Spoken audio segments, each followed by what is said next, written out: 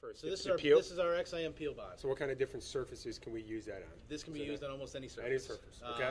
New, old wood, previously Right. painted surfaces, metal, galvanizing, fiberglass, stucco. Is there anything you wouldn't use it on that you can think of?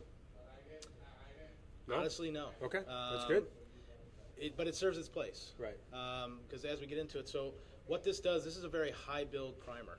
This is designed to go on up to 40 mils wet. So 40 mils is, if you take 40 dollar bills and stack them up, that's how thick you can spray this product on wet without sagging on a vertical surface. Okay. So what this actually does, if you have an older home or if you have some alligatoring paint or scaling paint of sorts, you can actually apply this to smooth out that surface. So it'll prime it, it'll seal it, and then smooth out the surface so when you put your top coat, you don't see those undulations that happen from alligatoring. Or from, if you've got multiple layers of coating that you've scraped down, you've got some areas where it goes down to bare wood, some areas where it's got 2 or 3 layers of paint, you can apply this to make it, again, uniform.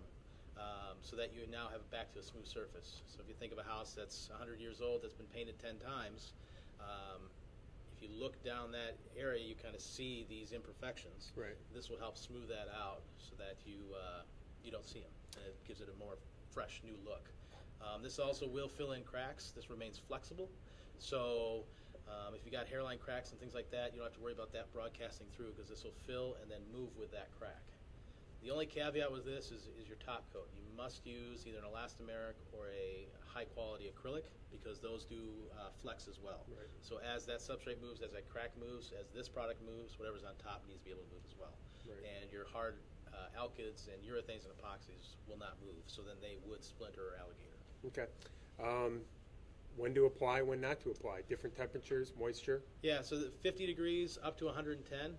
I will tell you at 110, I wouldn't recommend it. It will do it. I would say 90 degrees is probably that threshold. Right.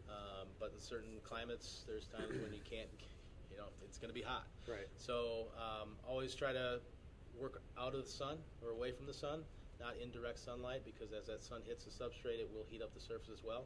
So when I say it goes up to 110 outside ambient temperature, but also surface temperature. Mm-hmm. And if you're painting metal, like this can go on metal, and it's 100 degrees out and the sun's hitting it, you test it, it might be 130 degrees. Right. So you got to be careful of temperature when you're looking at it. We don't want any rain for the first 8 hours. This will dry the touch in about an hour or two. You can top coat it with an acrylic in about 4 hours. So, I mean, it's pretty... So when you say ideally rain not within 8 hours, that's your cure time. Dry, 1 to 2 hours touch, you're talking Yep. 5 to 6 hours cure. Yep, unless you coat it. Okay. So, if you're priming this today and then you're going to paint tomorrow, Yep.